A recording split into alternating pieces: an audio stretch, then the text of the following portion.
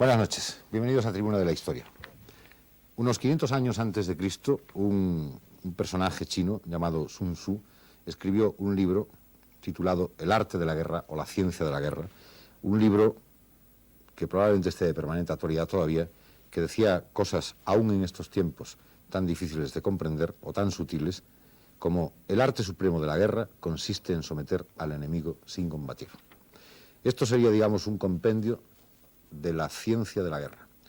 No quisiéramos hoy hablar de la ciencia de la guerra, es decir, la ciencia o el arte de hacer la guerra, la ciencia o el arte militares, sino de la guerra en la ciencia. El papel que la ciencia puede representar, ha representado en la guerra. Quizá el ejemplo más cercano para nosotros sea la Segunda Guerra Mundial. ¿Cuál es ese otro poder, esa sexta columna, si hay una quinta columna en la retaguardia, que se demostró, por ejemplo, en nuestra guerra, de su efectividad? Si hay una sexta columna que podría ser la columna científica, que ahí en el silencio de su laboratorio, en el misterio de sus probetas o de sus aparatos medidores, sacan fórmulas mágicas, sacan armas nuevas, sacan, en definitiva, unas trayectorias, unos utensilios que pueden llevar a convertir en arte esa ciencia de guerra. Tenemos con nosotros a 4 intelectuales que de alguna manera o son científicos o están relacionados con el mundo de la guerra. Don Federico Godet Echevarría es catedrático de Tecnología Nuclear y es académico de la Real Academia de Ciencias. Don Juan Francisco García de la Banda es investigador del Consejo Superior de Investigaciones Científicas y director del Gabinete de Estudios y de la Comisión Asesora. Don Alberto Galindo Tisaire es catedrático de Física Teórica en la Universidad Complutense y además también académico de la Real Academia de Ciencias.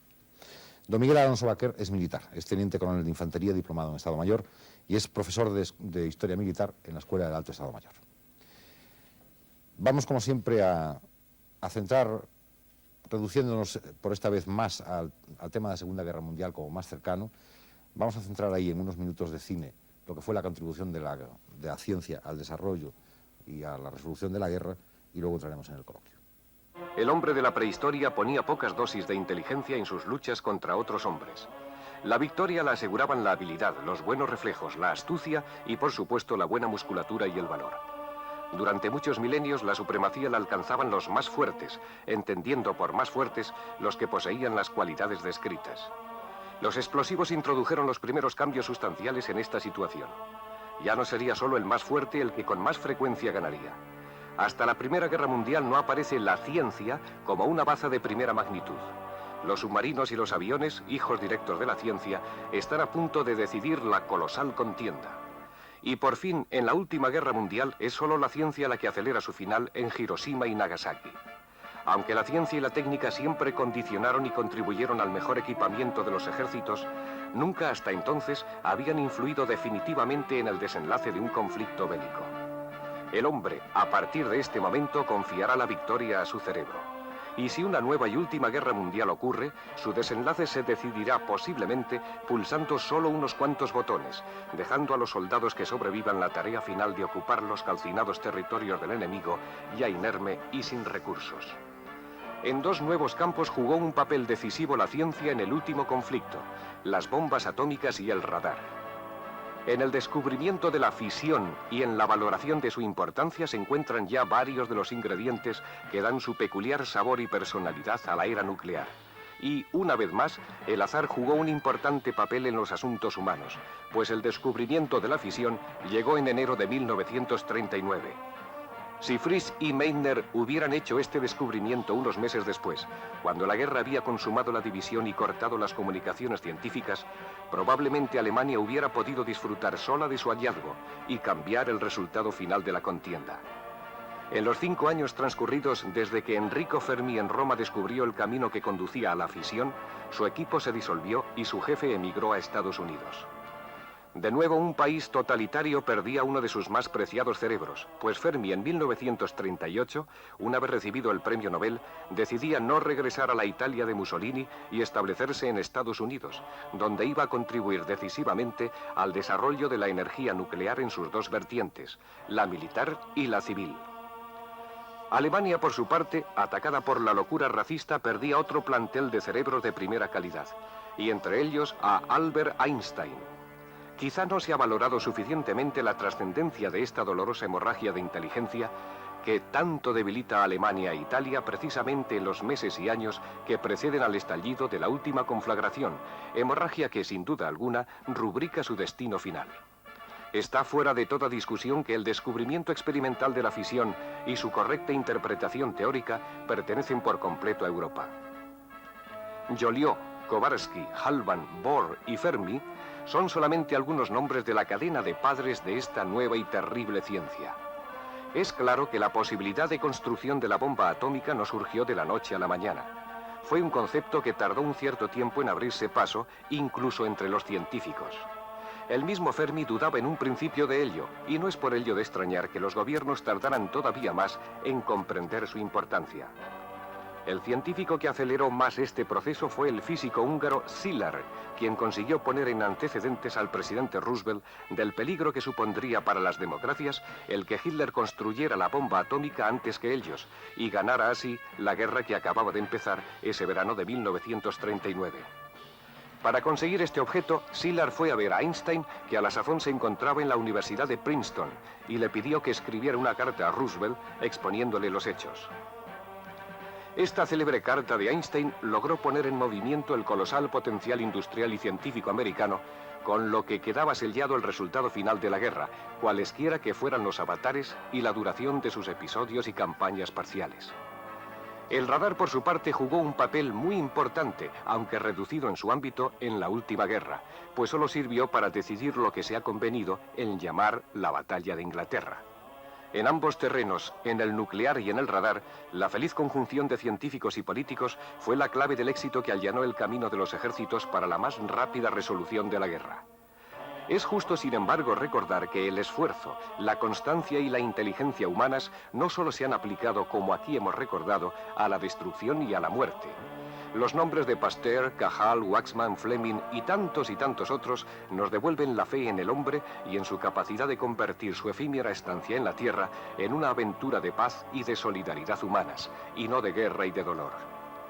No obstante, el equipo que realiza Tribuna de la Historia ha querido rendir homenaje con este programa a todos los científicos que desde los más distintos campos del conocimiento humano contribuyen día a día al progreso de la humanidad. No es un programa sobre la ciencia de la guerra para analizar la remota y actual influencia de las doctrinas de Sun Tzu o el rigor de la teoría de la guerra de Karl von Clausewitz.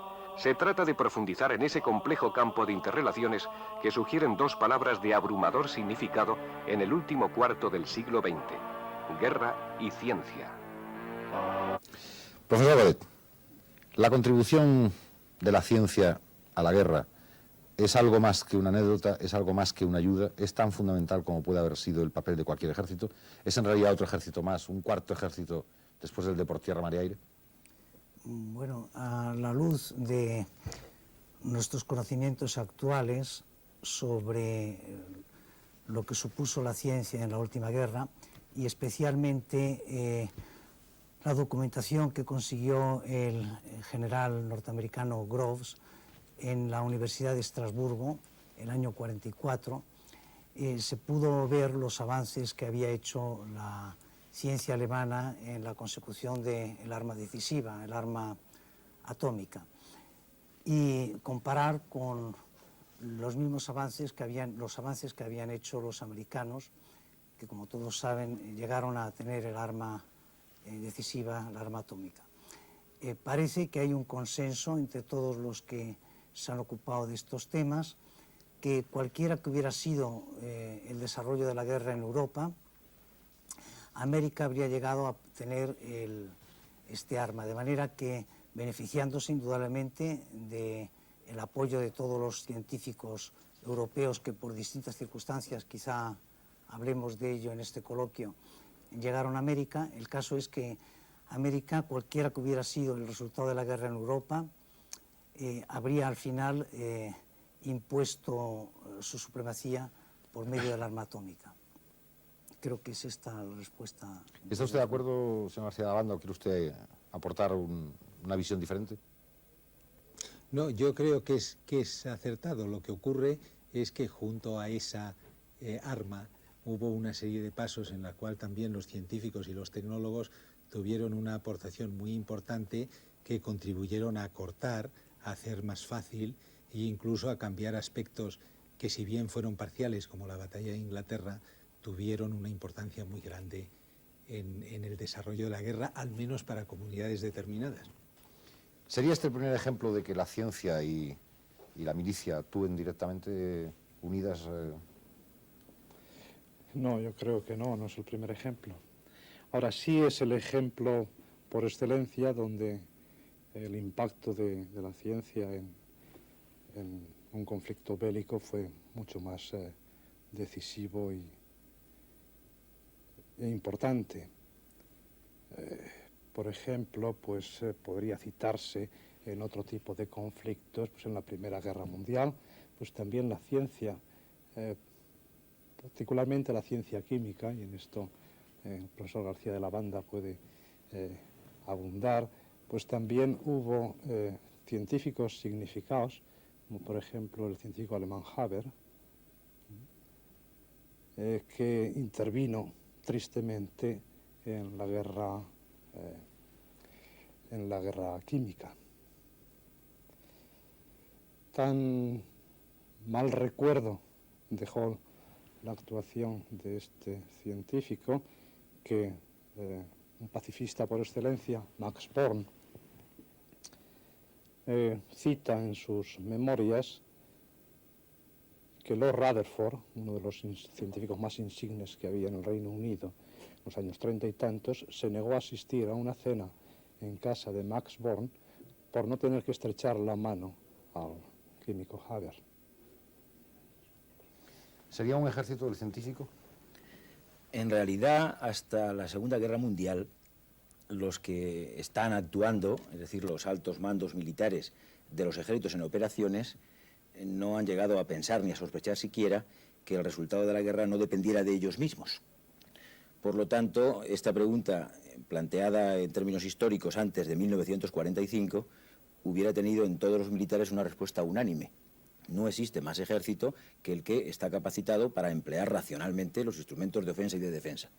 Ahora, después de la Segunda Guerra Mundial, la pregunta tiene ya mucha más miga. Entonces hay que afirmar que durante las operaciones lo que hagan los investigadores, los científicos, lo que estos hombres aconsejen a los tecnólogos para transformar en técnica de aplicación sus descubrimientos, va a influir decisivamente en la marcha de las operaciones. Y por lo tanto, la actuación de la ciencia, la investigación en cuanto tal, va a influir antes de que se terminen las hostilidades en el desenlace de estas mismas hostilidades.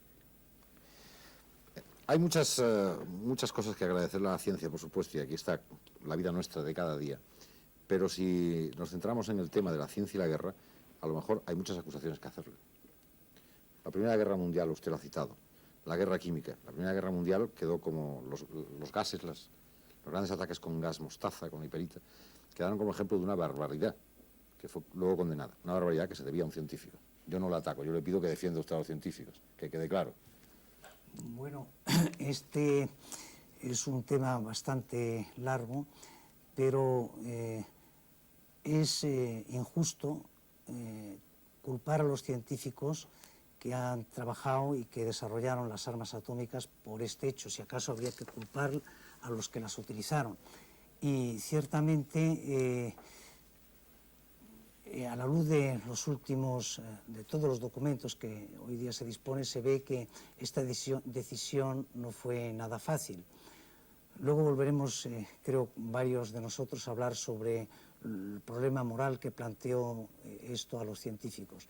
Pero lo que sí está claro es que los políticos tuvieron sus dudas importantes, se creó una comisión para tomar esta gran decisión de si se utilizaba o no se utilizaba la bomba atómica, y se llegó a una resolución definitiva en una conferencia que tuvieron Churchill y Roosevelt, y de la cual salió lo que se llamaba el Memorándum de Hyde Park.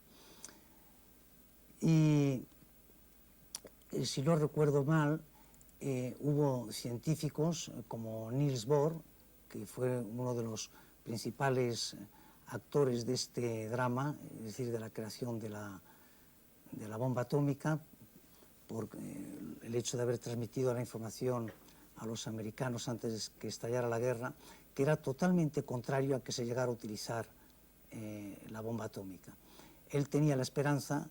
Hay que decir que muchas veces el cerebro humano está muy especializado, entonces es algo constatable que los científicos tienen una especie de anteojeras, es decir, tienen ya el cerebro en cierto modo deformado, y los físicos y los ingenieros, por ejemplo, tienen una cierta dificultad para acceder a problemas de ética y de moral. Esto es constatable.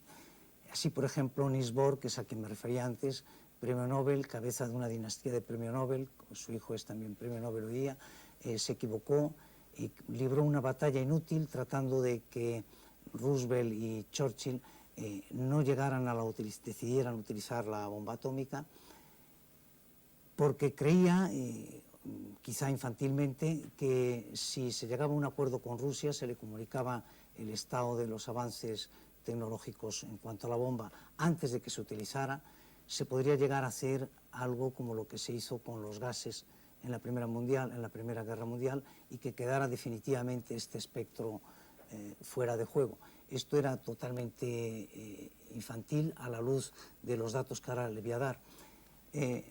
Cuando se estaba discutiendo de si se iba a utilizar o no la bomba, estaba ya en proceso acelerado la construcción de las bombas, mejor dicho, la de plutonio y la de uranio 35, y en ese momento los americanos emprendieron bombardeos contra Tokio que ocasionaron 80.000 muertos, con bombardeos con armas convencionales, cifra que es del mismo orden de magnitud que la que produjeron las bombas atómicas de Hiroshima y Nagasaki.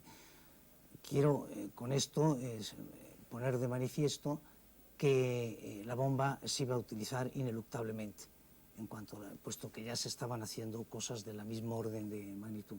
Pero los científicos, todos, y ya con esto, en fin, termino, no fueron culpables, y puesto que es una vocación íntima nunca ser culpable, sino habría que diferenciar en todo caso los que participaron en el proyecto una vez que éste estaba en marcha y que sabían cuál era su objetivo, pero no aquellos físicos teóricos que llegaron a unos resultados. Por ejemplo, el ejemplo clásico son Einstein y Niels Bohr en menor medida, llevados de su investigación científica sin poder prever las consecuencias y la utilización que se iba a hacer.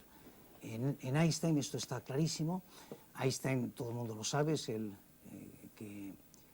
descubridor de la equivalencia entre la masa y la energía, y cuando en una primera fase escribió su célebre carta a Roosevelt, que fue la que puso en movimiento la construcción del proyecto, el desarrollo del proyecto Manhattan y la construcción de las bombas atómicas, por el temor que tenía de que los alemanes fueran más adelante, temor que mantuvieron los aliados durante toda la guerra, hasta el final, hasta que descubrieron que los alemanes estaban muy atrasados por unas circunstancias que quizá podamos después examinar porque son muy aleccionadoras.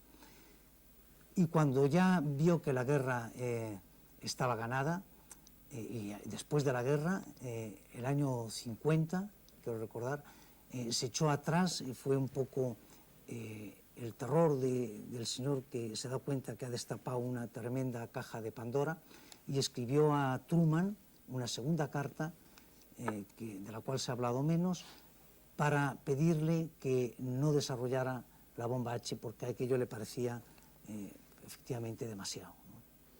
Sin embargo, Einstein pedía a sus jóvenes alumnos, a los estudiantes que le adoraban, le pedía que mantuvieran siempre el don de la santa imaginación, que desarrollaran la imaginación. Se supone que él, Niels Bohr y los Oppenheimer y todos los insignes científicos eran hombres imaginativos, puesto que a través de su imaginación desarrollaban sus ecuaciones. Y eran hombres que tenían en la mano un arma y que como tal la entendieron los primeros. No hubiera sido, es ponerse en otro infantilismo, y usted perdóneme, pero en fin, no hubiera sido mucho más ético el haberse guardado la fórmula hasta que terminara la guerra. Y entonces, y ahora vamos a hacer un equilibrio teniendo esta superarma. Amigo Silva. Quiero decirle, no me parece que sea una razón. Me parece que esa pregunta viene para mí. Va para usted. Bueno, por una serie de razones que sería muy prolijo contarles a los espectadores, yo me considero aquí como un no especialista en el tema y como una especie de representante de los telespectadores en este grupo. Entonces me parece que no es lícito pensar que yo vaya a aportar soluciones a un tema muy difícil, es decir, al tema ético del problema del investigador que en su investigación descubre un arma de esa magnitud. Yo, en cambio, voy a jugar otro papel. No es tampoco la defensa, aunque creo que se puede hacer. Es decir, creo que no es justo, tampoco creo que sería ético apuntarles a los investigadores solo las superarmas. También hay que apuntarles otras muchas cosas, los enormes avances de la medicina, concretamente la cirugía durante la guerra, que también se deben a ellos y que han contribuido a salvar un gran número de armas, de personas. Los enormes avances en una serie de tecnologías que después han permitido mejorar enormemente no solo el nivel de vida, sino la calidad del nivel de vida de los espectadores, entre los cuales... Lo decíamos al principio, no queremos... O sea, hay muchas cosas buenas que hablar de la ciencia. Ya, o casi todo. Pero es que también hay que pensar el problema de aquella gente, es decir, también hay que pensar el problema del que tiene en la mano acortar una guerra, del que tiene en la mano con una acción, si se quiere, brutal, evitar posiblemente muchísimas más muertes que las que esa acción va a ocurrir, y además el señor que con sus conocimientos, con su inteligencia, con su capacidad de invención, puede hacer que su patria o su país, según queramos llamarle, que cree que defiende una causa justa, venza, aunque esto sea una palabra un poco fuerte, a quien cree que defiende una causa injusta.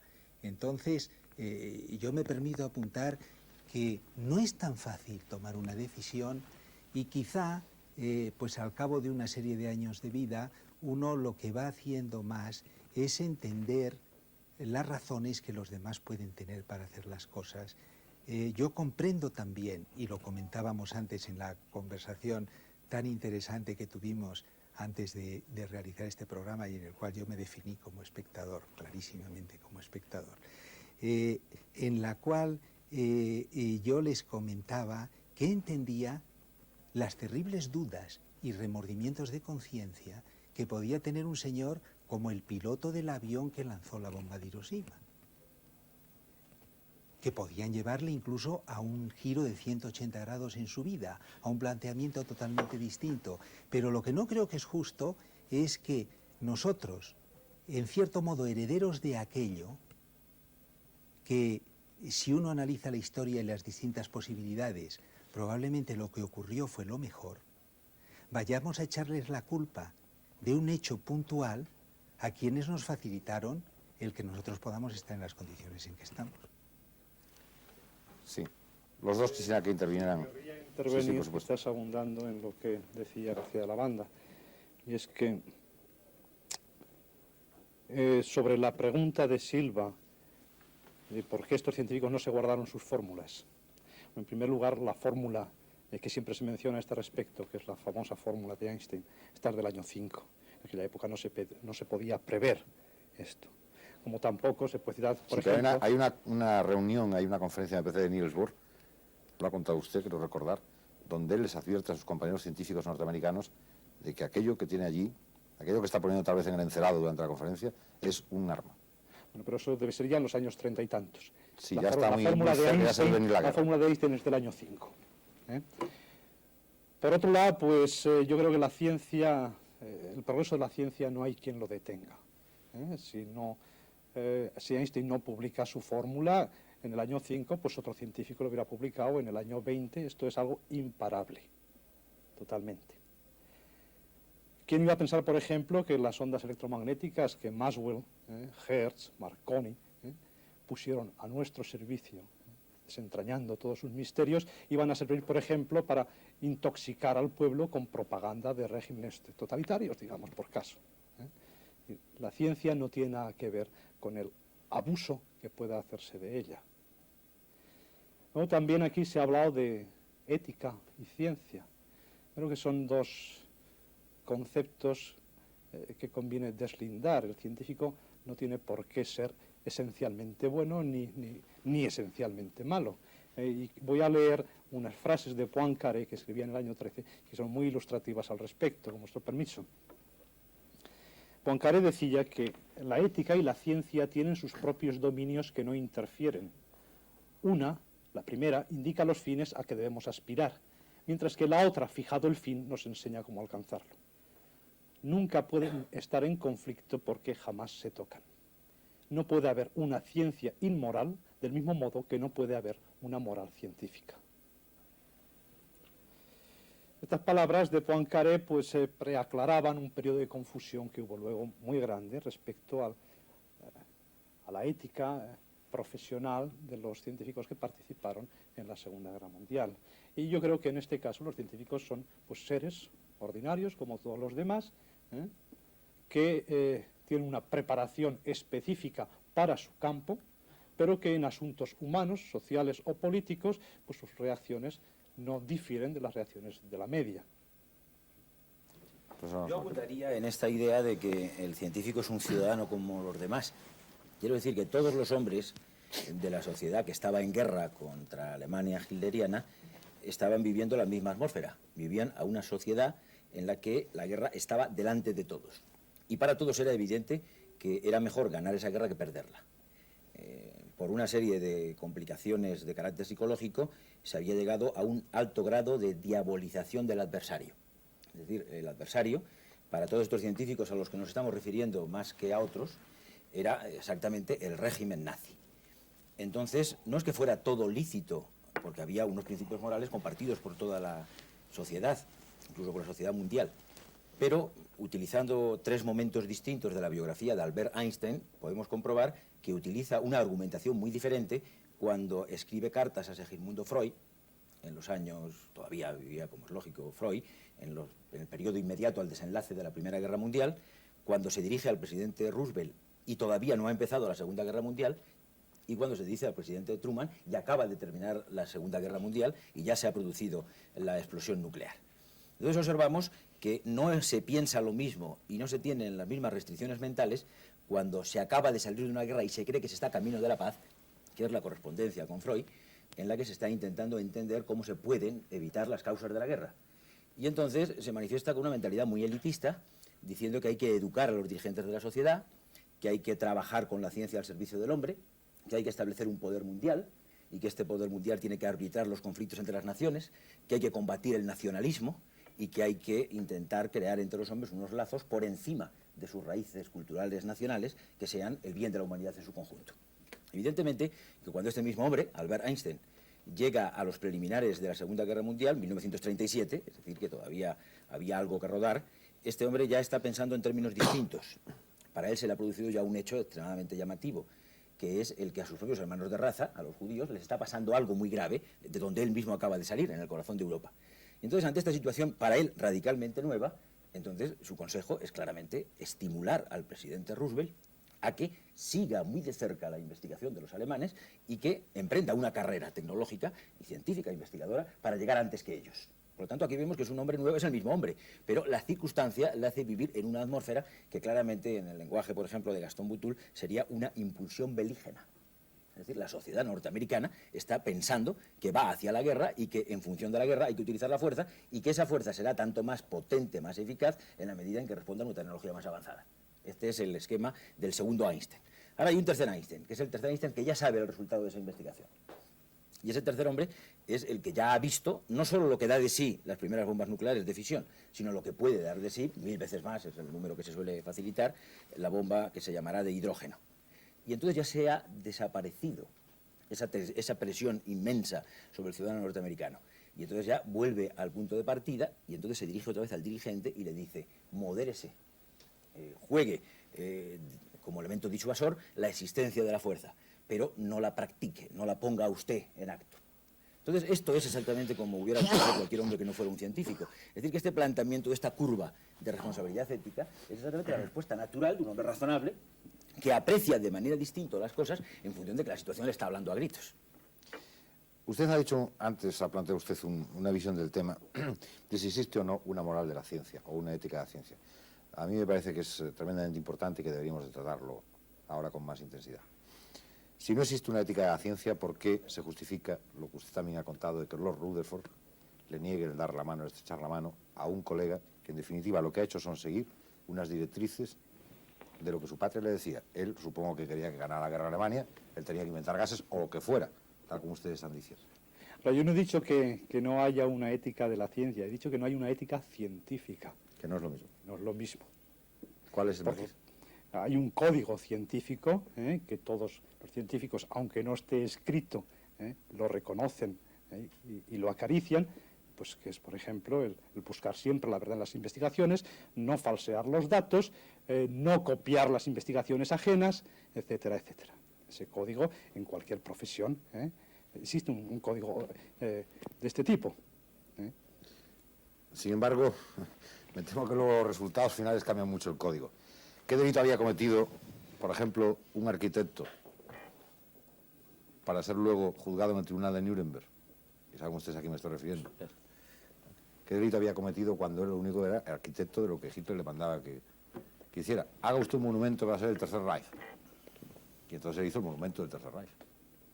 Ninguna otra voz de sus compañeros científicos, arquitectos, se alzaron para protestar por la detención y el proceso de este hombre, Albert Speer. Entonces, ¿dónde está la frontera? ¿Qué es lo ético y lo no ético? No lo sé, yo creo que hay que mirar las circunstancias personales de cada uno. Por ejemplo, el caso de Heisenberg es un caso pues, que quizás sea instructivo mencionar. Heisenberg ha sido uno de los científicos más famosos de este siglo. Heisenberg ve desaparecer poco a poco a sus colegas físicos de categoría súper reconocida de las universidades alemanas. La mayor parte de ellos, pues por razones de tipo de persecución racista, eran judíos. Él, sin embargo, opta por quedarse en Alemania. ¿Y por qué? ¿Fue fácil la decisión? No, en absoluto, no fue nada fácil la decisión que tuvo que tomar Heisenberg. Podía haberse marchado perfectamente en cualquier universidad, lo hubieran acogido con los brazos abiertos a una figura de esta categoría. A otras de menos categoría también los acogieron. Él, antes de tomar la decisión, visitó a su viejo profesor Max Planck. Él estaba Heisenberg estaba en Leipzig entonces, en su instituto, y Max Planck estaba en Berlín. Fui a Berlín y le planteó, ¿qué hago? Y Max Planck pues empezó a darle una serie de razonamientos, en fin, que el marcharse, pues podía hacerlo perfectamente. Eso sería quitar quizás un puesto a otro físico menos distinguido que tendría más necesidad que él de cobijo exterior. Por otro lado, era condenar a la ciencia alemana, y le convenció de que se quedara, sobre todo para poder salvar lo poco que fuese salvable de la ciencia, de la juventud científica que entonces había, con el fin de que cuando terminase la guerra, ellos reconocían, ya sabían que iba a perder Hitler la guerra, pues la ciencia no estuviese completamente destruida en las universidades alemanas, sino tendría unos pequeños grupos a partir de los cuales empezar. Sin embargo, la decisión de Heisenberg fue muy criticada, eso es cierto. Incluso ya en el año 39 hizo una gira por Estados Unidos y Fermi, uno de los refugiados, uno de los grandes físicos de esta época, pues le intentó convencer de que se quedara. Heisenberg dijo, no, mi deber está allí en salvar lo que pueda. Vamos a hacer una pausa, el tema queda en pie y ahora seguiremos hablando sobre la ética y la ciencia.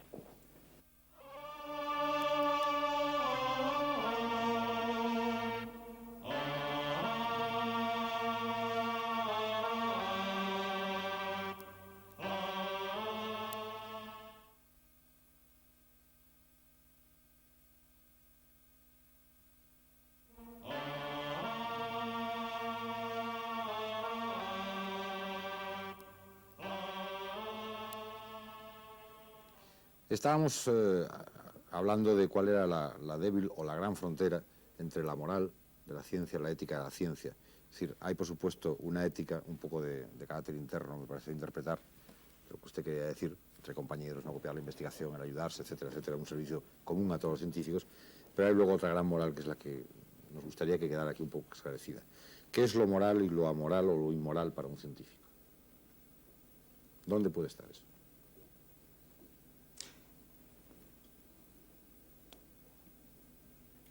Pobre espectador, ¿Por qué? porque esta es una de las preguntas que yo creo más difíciles hasta este momento. Y perdón por la pedantería si la tiene. ¿Qué es lo moral?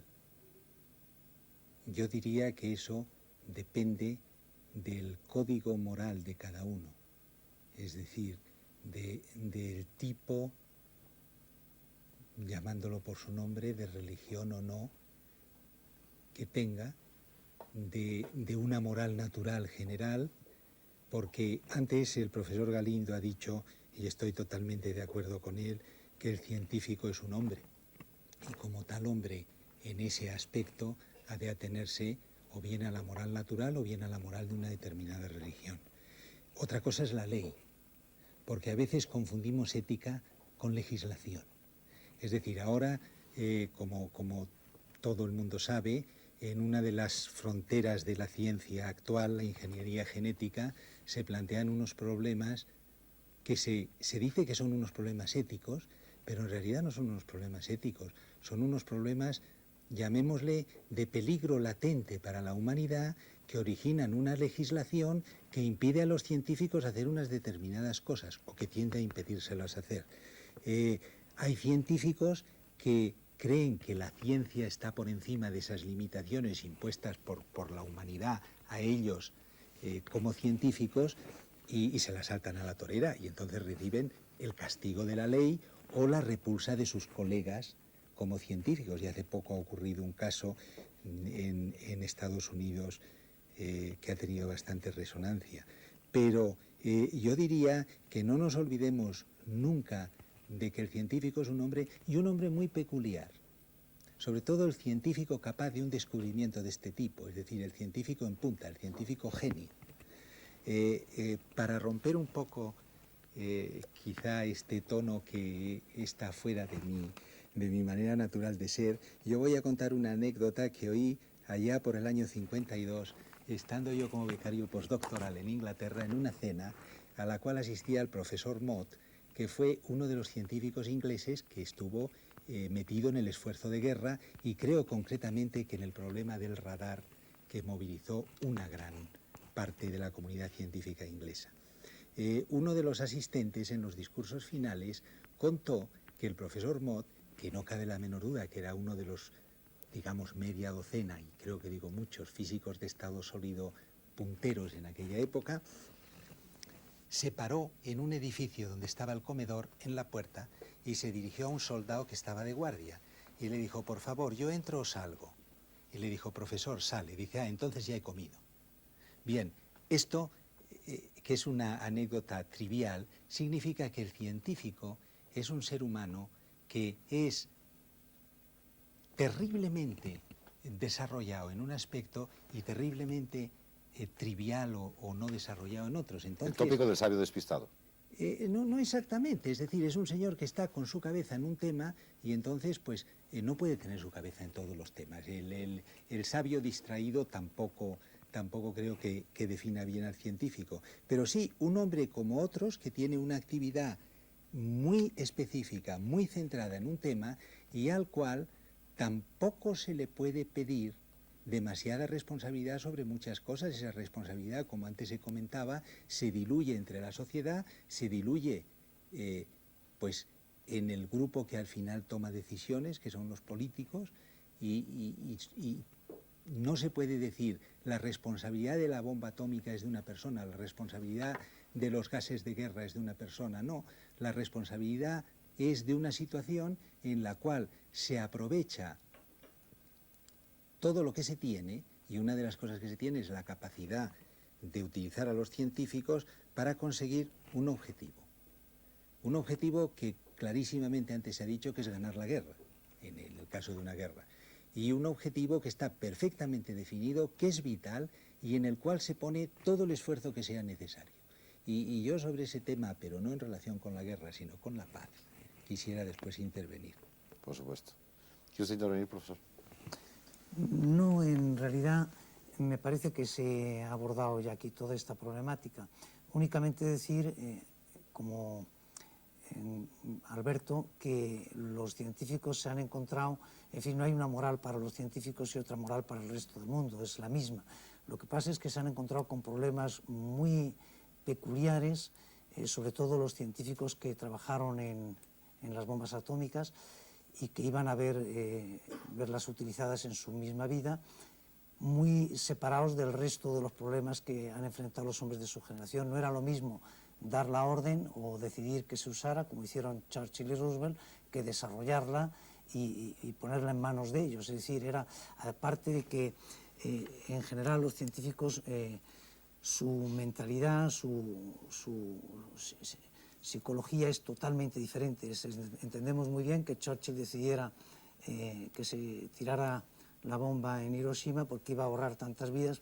En cambio, nos es más difícil comprender los problemas internos de una persona que está trabajando durante meses y meses únicamente para producir destrucción y muerte, ¿no? Creo que esta es la... Bien, entonces, el profesor Alonso Baquer, cuando la ciencia alcanza sus grandes descubrimientos aplicados al arte militar, al arte de la guerra,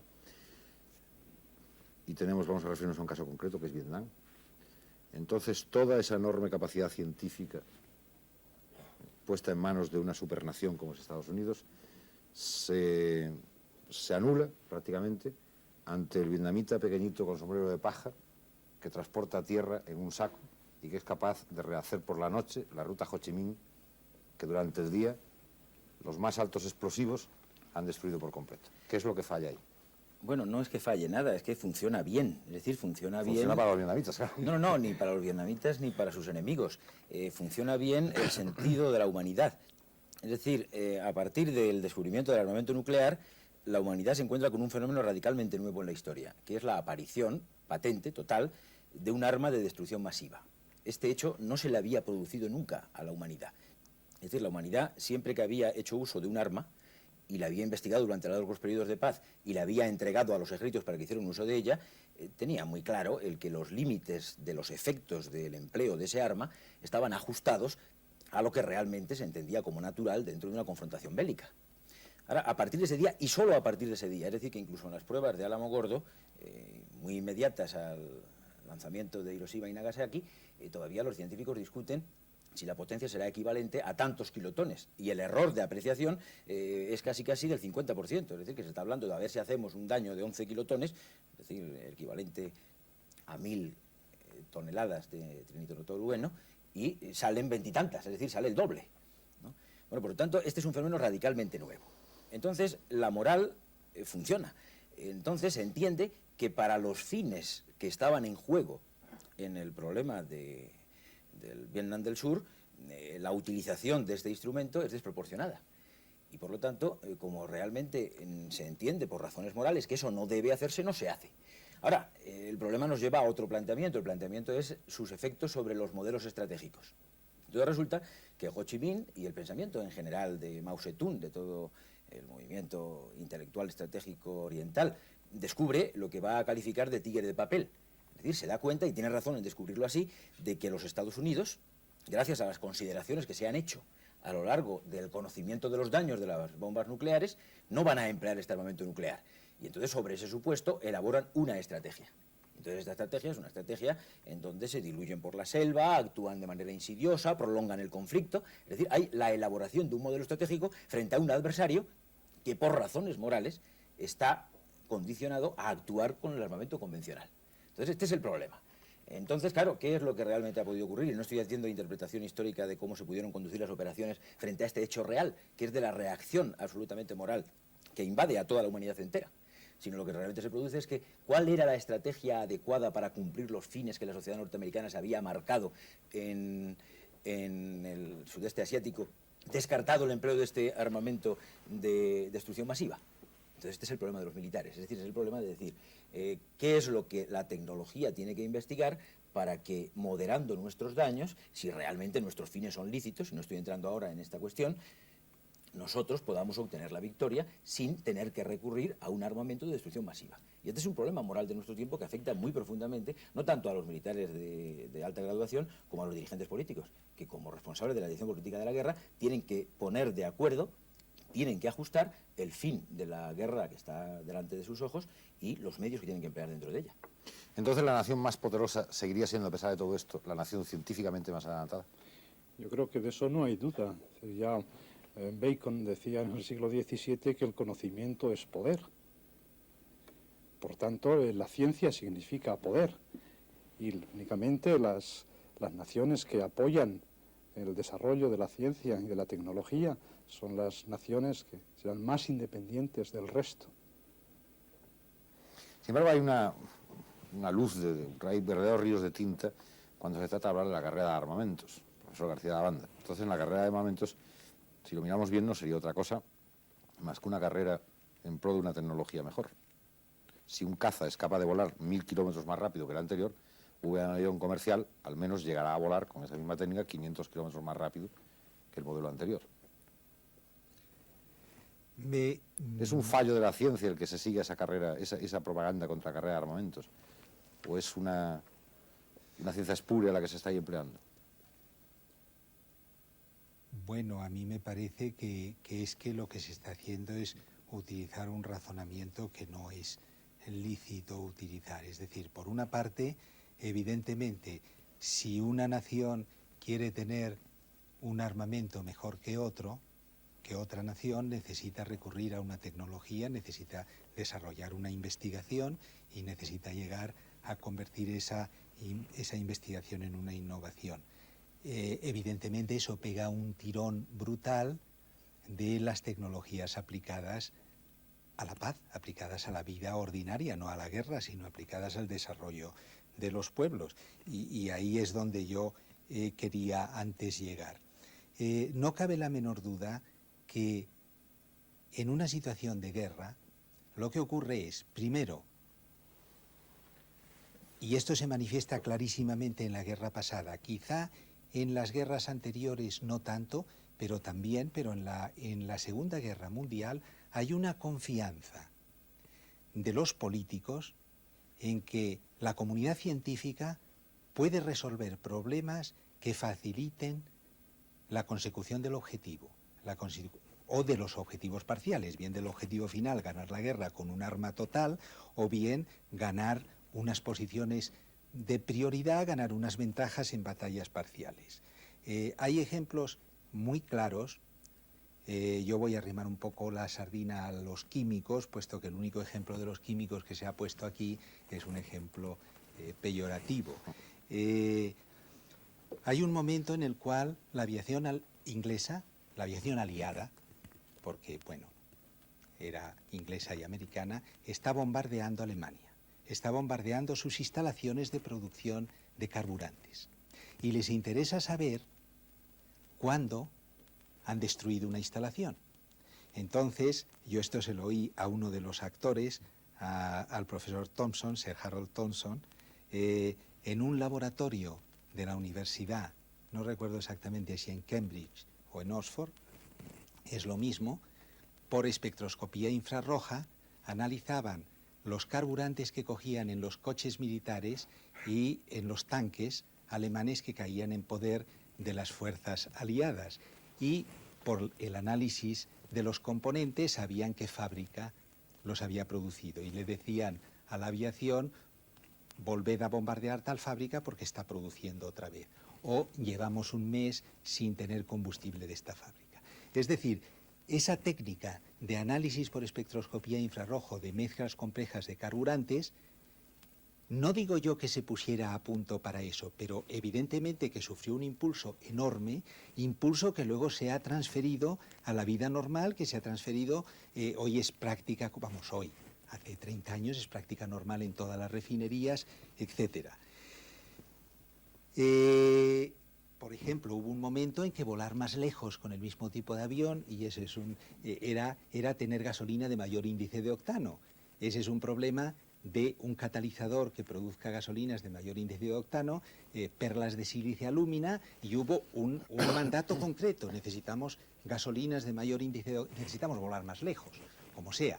Entonces, una manera de volar más lejos será a través de la aerodinámica de los motores, del índice de compresión, pero ahí entra el índice de octano de la gasolina. Entonces, es el primer caso en la historia que yo conozca en el cual se pasa de una experimentación en laboratorio a una planta industrial bárbara sin ninguna experimentación intermedia, para lo cual hay que desarrollar ecuaciones, hay que desarrollar toda una ingeniería química del reactor, y se hace. Pero ¿por qué se hace? Se hace porque hay un objetivo, una fe política en el esfuerzo y unos medios adecuados al cumplimiento del objetivo. Y ahí era donde yo quería que llegásemos. Es decir, la historia, y perdón, tiene una enorme importancia como ejemplo para el presente, como guía para el futuro, pero los espectadores lo que estamos interesados es fundamentalmente en el futuro. Entonces, yo lo que quisiera que sacásemos desde mi punto de vista, y quizá por una deformación profesional, es que aquello que ocurrió en un momento determinado, en el cual había unos problemas, en el cual hubo una fe de la clase gobernante en que la comunidad científica, si se le daban los medios adecuados, podía resolver los problemas, o podía tratar de resolver los problemas. Se pusieron esos medios y en gran número de los casos los problemas se resolvieron. Lo trasladáramos ahora, donde evidentemente la humanidad tiene planteados unos problemas gravísimos, donde existe una comunidad científica, y si nos restringimos a España, España tiene unos problemas graves, problemas que están ahí, que no diría que todos conocemos, porque no es verdad, cada uno conocemos los problemas de nuestro sector, no conocemos la diversidad de problemas, pero problemas que están ahí. Tiene una comunidad científica que está empezando un poco a perder el sentido de su propia esencia, porque considera que no se la utiliza, que no se la obliga a resolver una serie de problemas que existen, dándole los medios para resolverlos y definiendo adecuadamente esos problemas. Y no olvidemos, señores, que aunque sea futuro y eso no sea historia, será la historia de pasado mañana, estamos entrando en una nueva revolución. Estamos entrando en una nueva revolución que entra con tres constantes clarísimas: microelectrónica, informática, ingeniería genética. Si volvemos a perder esa carrera, para la cual se necesitarán no solo nuestros físicos, nuestros químicos, nuestros sociólogos, porque claro, no nos olvidemos que hay una componente que nunca sale. La ciencia parece que son las ciencias experimentales, parece que los físicos y los químicos somos los que nos vamos a cargar con la factura negativa de todo esto. Pero, ¿y la educación? La educación desde la educación general básica. ¿Y las condiciones de vida? ¿Qué modelo le vamos a dar al español de dentro de 20 años de vida? Eso tendremos que definirlo, porque mientras no lo definamos, no estamos en las mismas condiciones de definición del problema cuando a un científico en la Segunda Guerra le dijeron: tengo que detectar los submarinos en inversión, porque si no me hunden los convoyes. Es decir, hay que definir el problema. Una vez que el problema esté definido, hay que tratar de reunir las personas capacitadas para resolverlo. Y, bueno, a vosotros no os lo tengo que decir, las hay. Y si no las hay que formarlas. Pero se sabe cómo. Es algo que otros países han hecho y que nosotros en una determinada época empezamos a hacer. Y luego, una vez que estén formadas y que tengamos los equipos, hay que darles los medios para hacerlo y hay que exigirles responsabilidades de lo que hagan. A mí me parece como si se llegara a una peculiar confianza en que los científicos al final lo arreglarán todo. Es decir, el radar se inventó para la batalla de Inglaterra, como usted nos ha contado, pero a lo mejor se hubiera inventado el radar simplemente porque dos superpetroleros chocaban en el Canal de la Mancha y había que hacer algo para que los superpetroleros no chocaran más. Ahora mismo con la crisis del petróleo, que de alguna manera la guerra de Irán e Irak está acelerando, parece como si hubiera renacido la confianza en el científico. Es decir, como ya hay guerra, ya los científicos inventarán algo que sustituirá al petróleo. Puedo responder, antes de contestar a su pregunta, insistir un momento Puede usted hacer lo que quiera. en la pregunta que usted le hizo a... Está usted en su programa. Bueno, es que usted le preguntó antes a Alberto si la ciencia entonces suponía poder, y Alberto contestó muy bien, pero querría hacer unas matizaciones que no contradicen lo que ha dicho Alberto hasta ahora, pero que son importantes. Efectivamente, la ciencia significa poder, pero siempre y cuando no fallen los políticos. Un ejemplo muy claro de esto es el estado de la ciencia en Alemania en el año 39. Alemania hubiera podido tener la bomba atómica muy bien. Sin embargo, en la sociedad alemana, y sobre esto naturalmente tendrían algo que decir con más autoridad los sociólogos y los psicólogos, no funcionó de ninguna manera bien, más bien mal, la relación entre científicos y políticos. Entonces ahí esto falló de una manera clara y por otra parte tuvo un funcionamiento admirable que fue una de las causas, a juicio mío, de la victoria en el lado anglosajón. Es decir, Roosevelt y Churchill, fundamentalmente, jugaron un papel muy importante porque supieron no cerrar sus oídos a lo que decían los científicos, a todas sus sugerencias, estuvieron plenamente abiertos. Naturalmente esto da, en cierta manera, una medida de la talla de estos políticos, ¿no? Y por esto querría señalar, aunque esta no fue únicamente la causa de la derrota alemana, ni la causa de que Alemania no llegara a la bomba, lo que quiero poner muy de relieve es que tenía los científicos necesarios, a pesar de la hemorragia que tuvo de científicos, debido a la paranoia racista, que fue la segunda causa indudable de su derrota y de que no llegara a tener la bomba.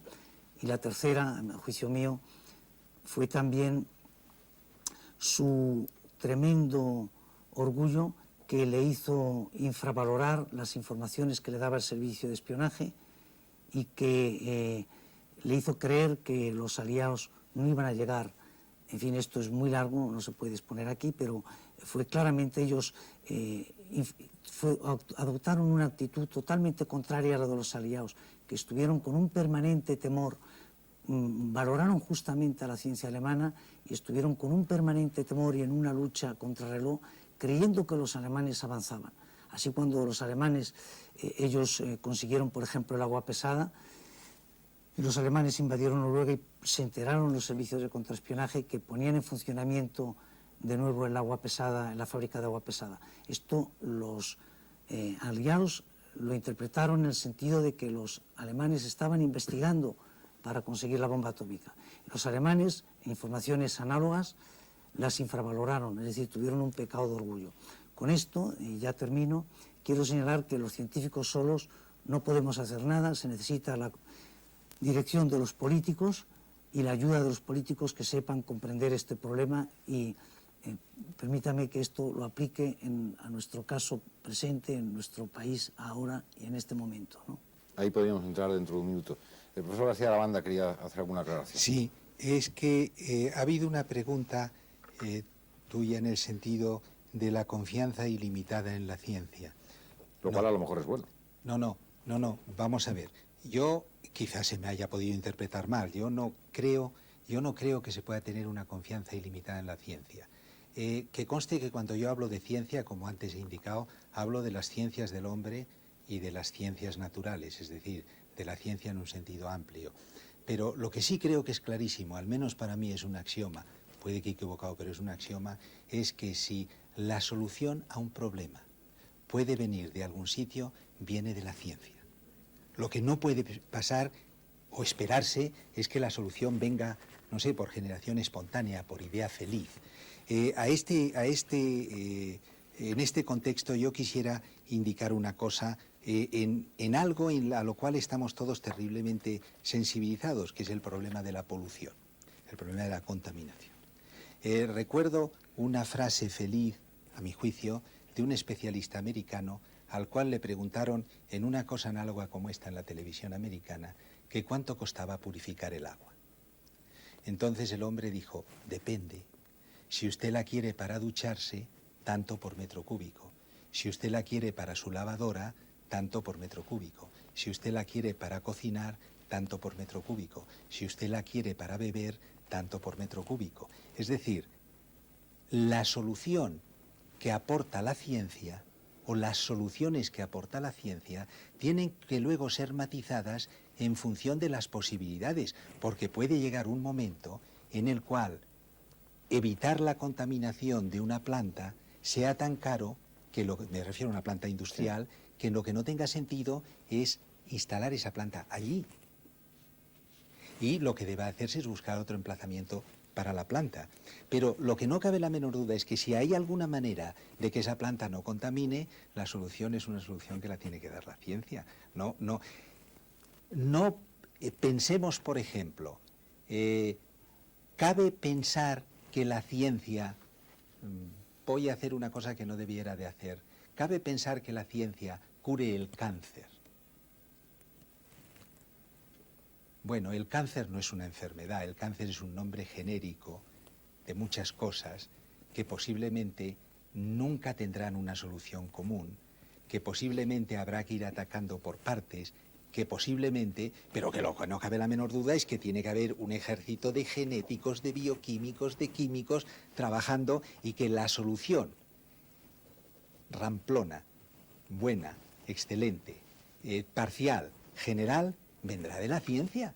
¿De dónde va a venir si no? Don Alberto Galindo. Sí, yo quería incidir en algunos puntos, varios de los que se han tocado aquí.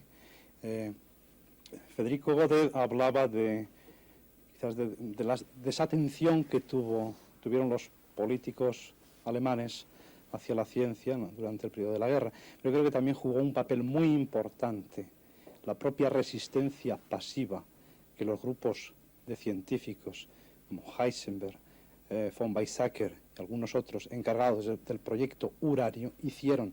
Ellos continuaron investigando, pero una investigación básica. Ellos sabían que podía ser factible la construcción de una bomba atómica, pero para ello necesitaban una tecnología mucho más avanzada de la que disponían y mucho tiempo. Cuando ellos estaban convencidos ya de la caída de Hitler, Heisenberg hizo un viaje a Copenhague a hablar con Niels Bohr para decirle que ellos no podían construir, que no tenían intención de hacer la bomba atómica, que por favor que disuadiera a los americanos, a los aliados, de sus esfuerzos en lograrla. Parece ser que no se expresó bien. Niels Bohr le recibió con una frialdad desacostumbrada en él hacia su discípulo predilecto y no supo transmitir lo que Heisenberg quiso decirle, sino al revés, lo interpretó todo lo contrario. Yo creo que esta resistencia pasiva vale la pena mencionarla. Es decir, ya no solamente fue desatención o falta de visión militar de los políticos nazis, sino también la propia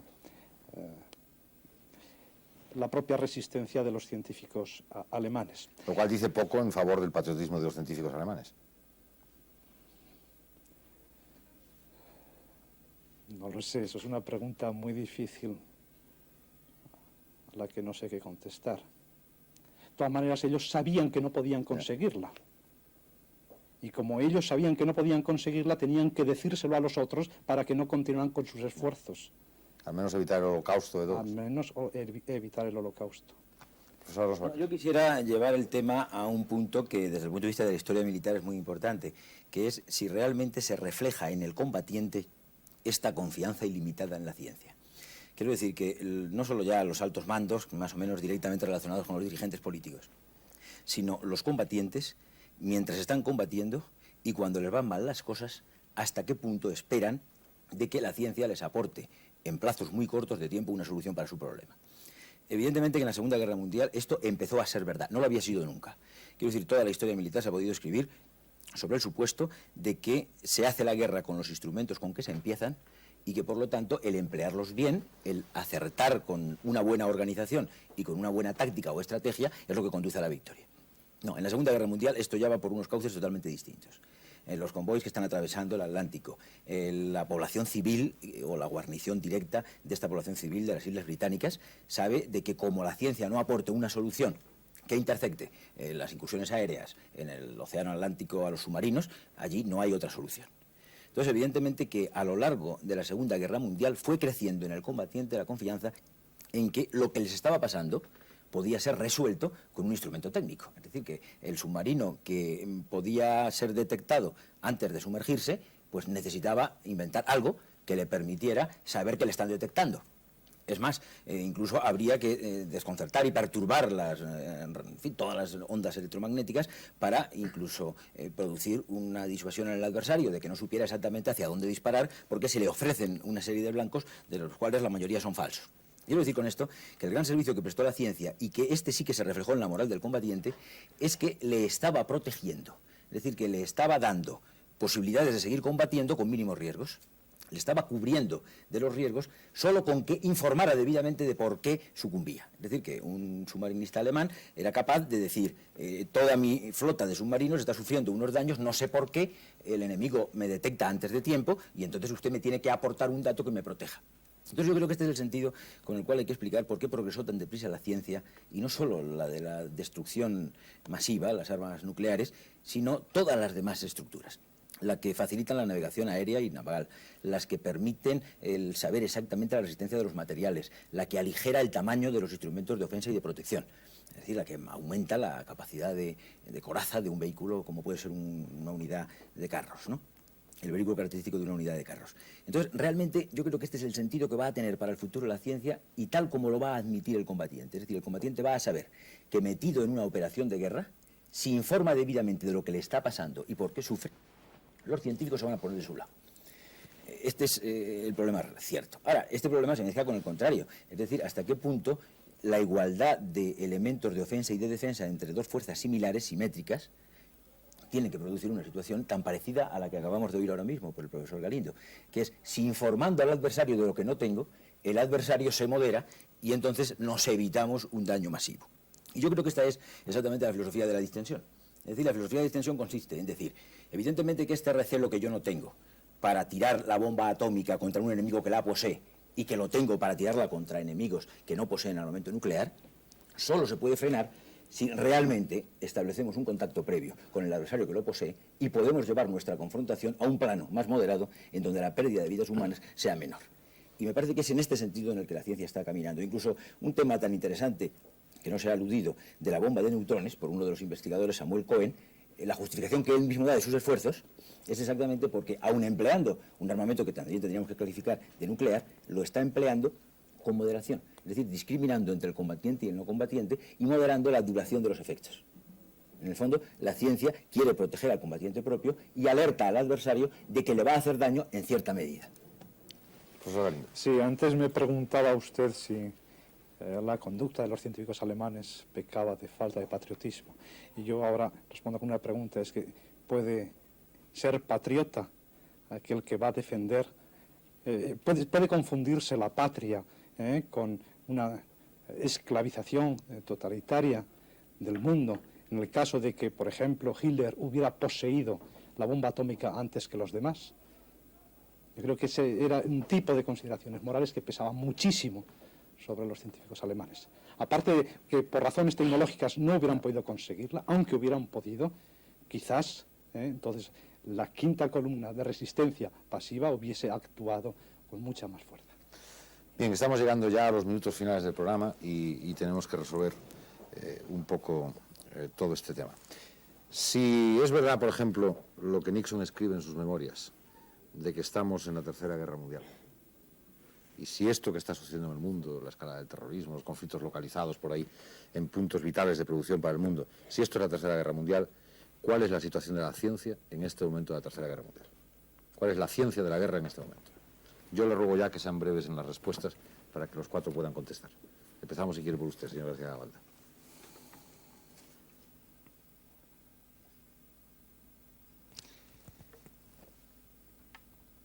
En los países más desarrollados actualmente no cabe la menor duda que la mayor parte o una gran parte de los desarrollos tecnológicos tienen lugar en un principio orientados hacia la defensa y se transfieren luego, si son transferibles, a la vida civil. Antes, Federico Godet comentaba algo en el sentido de que necesitábamos la dirección y ayuda de los políticos. Yo creo que en un sentido generalizado, al menos los políticos aquí, ahora,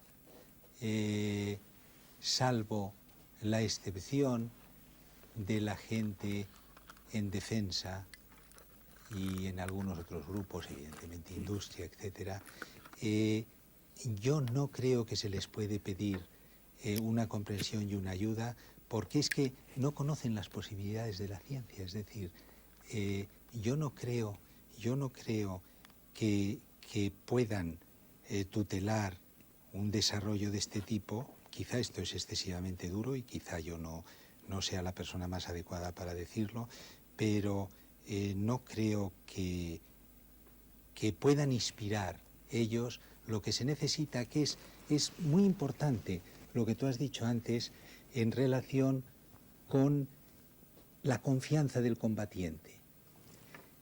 Hay que despertar esa confianza en la ciencia en el pueblo. Yo recuerdo hace muchos años, en el 56, lo comentábamos antes, en un autobús, un empleado de una gasolinera en Estados Unidos me dijo que del dinero que él gastaba, que le pagaba de impuestos, lo único que pagaba a gusto eran los $5 de investigación, porque significaba que a los 2 años viviría mejor. Si los políticos fuesen capaces de despertar en el pueblo esa confianza y de arbitrar los medios para que se estudiasen los problemas, se resolverían. Y qué duda cabe que en un ejército moderno la resolución de los problemas de ese ejército sean comunicaciones, sean vehículos, sean guerra electrónica, sean contramedidas, pasan por la ciencia. Profesor Godet. Me parece, voy a ser muy breve, me parece que la línea que se ha de seguir y que se está siguiendo actualmente, aunque sea quizá todavía algo de ciencia ficción, es conseguir mayores concentraciones de energía en el menor volumen. Es decir, todo el camino irá por ahí. En este aspecto querría nada más mencionar una frase de Churchill que es un poco desconsoladora. Cuando le presentaron el proyecto de la bomba atómica, puso en el memorándum, el célebre memorándum Maud, la siguiente frase: aunque personalmente estoy completamente satisfecho de los explosivos corrientes, pienso que no debemos oponernos al progreso y que se debería emprender la acción en el sentido propuesto. En fin, que se llame progreso a esto es un poco desconsolador para la especie humana, pero la pregunta de usted no hay más remedio que contestarla en ese sentido, es decir, se irá en este camino, no sé si con mayor o menor éxito, llamando de éxito a esta capacidad de matar más gente en la mayor cantidad posible y en el menor tiempo posible. Su opinión, profesor Alonso. En tema, claro, revierte sobre ciencia militar, es decir, que da por supuesto de que hay una situación de guerra o que la va a haber y que en esa situación de guerra va a haber empleo de la fuerza contra la fuerza, es decir, empleo de la fuerza armada propia contra la fuerza armada enemiga. En ese sentido, la investigación científica se está dirigiendo en una dirección que parece bastante clara: intentar que el daño se produzca exclusivamente sobre el combatiente. Es decir, producir una situación en la que tanto el que combate sea consciente de los riesgos que corre, como que sea consciente de que solo debe de dañar al que está en la misma situación con respecto a él. Ahora, esto es utópico. Esto es utópico porque los planteamientos ideológicos contemporáneos intentan incrementar de forma desmesurada la conciencia de ser combatiente.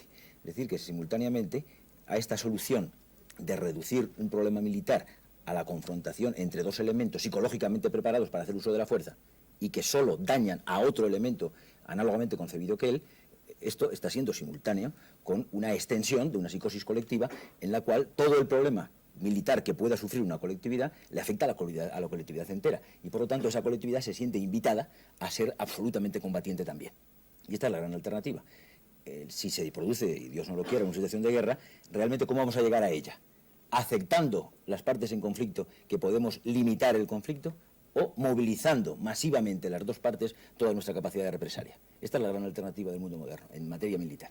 Profesor Galindo.